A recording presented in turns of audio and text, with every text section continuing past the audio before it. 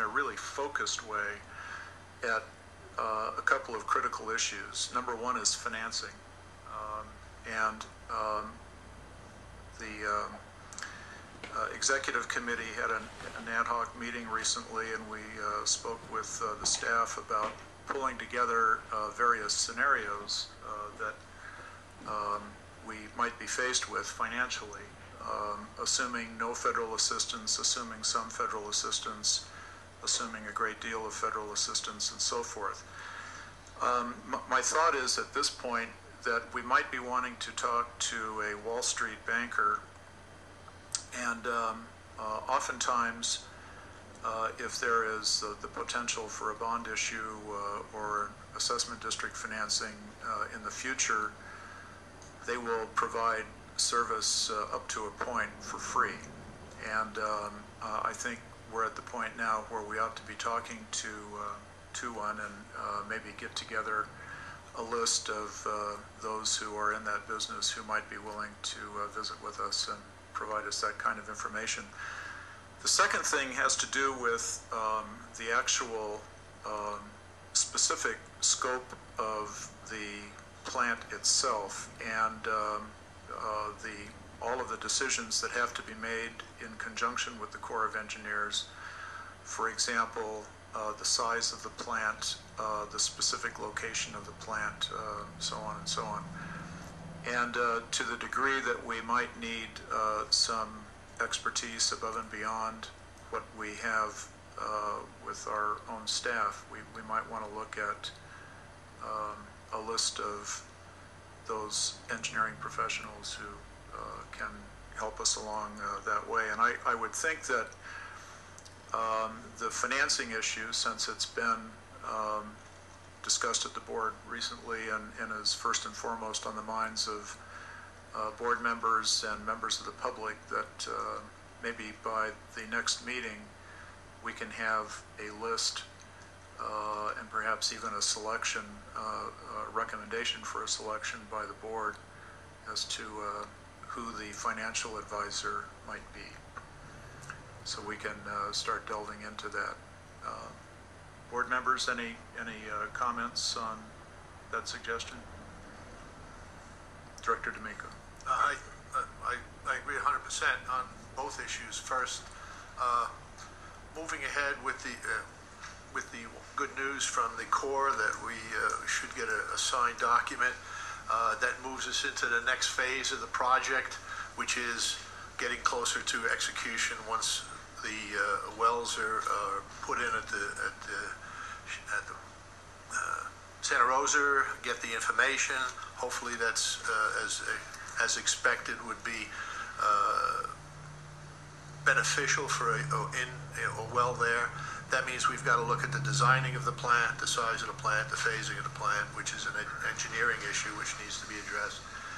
And then as we have that, the correlation, which is a parallel track, is we have orders of magnitude, we have cost estimates that have been used over the last several years and updated for cost of living, and we can argue whether it's 17 million, 19 million, and 20, but the reality is this is a huge undertaking, and the phasing of the financing is important. So we need, I 100% back up the idea of getting a financial advisor, somebody who is in bonding, utility bonding, if you will, too. It is a different animal for the most part.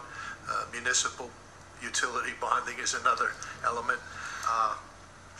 They're very good companies. I'd rather not call them Wall Street companies because it's a bad connotation. Yeah, bad connotation. But I mean, I've dealt with companies, and there's very well placed people all over the country that do this. Utility financing is not the same thing that the Goldman Sachs look at. These are very smart people who deal with municipalities and agencies, and they're very good bonds for people to hold. We used to call them the widows and grandparents bonds because it gives a nice chain of usually tax-free exempt interest. So that needs to be done.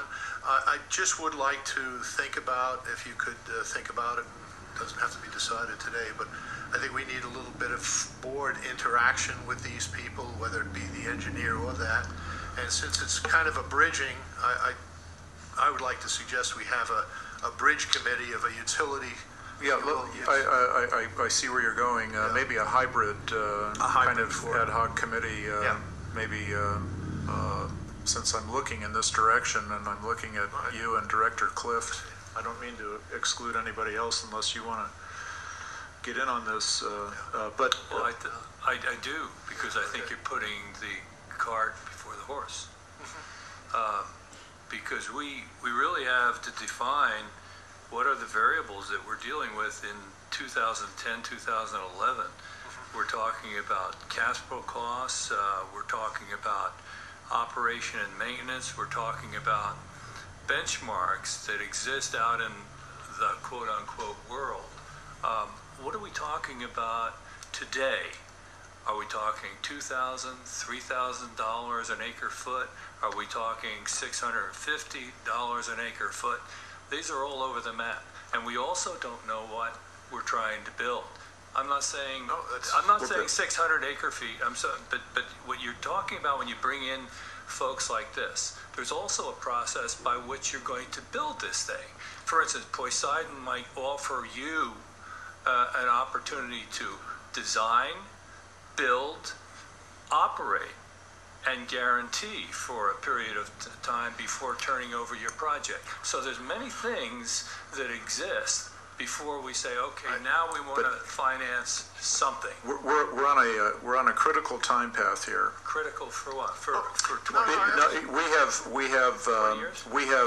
we have for several years, and most recently for many months, we have goaded, urged, cajoled the Corps of Engineers into going faster. Faster, correct. I agree. So the Corps of Engineers said, we got the message, we're going to go faster. Here's $2.5 million of stimulus money. Here's your $3 million credit. Fasten your seatbelt. And so now the Corps is going to let a contract to begin work on the plans and specifications for the plant.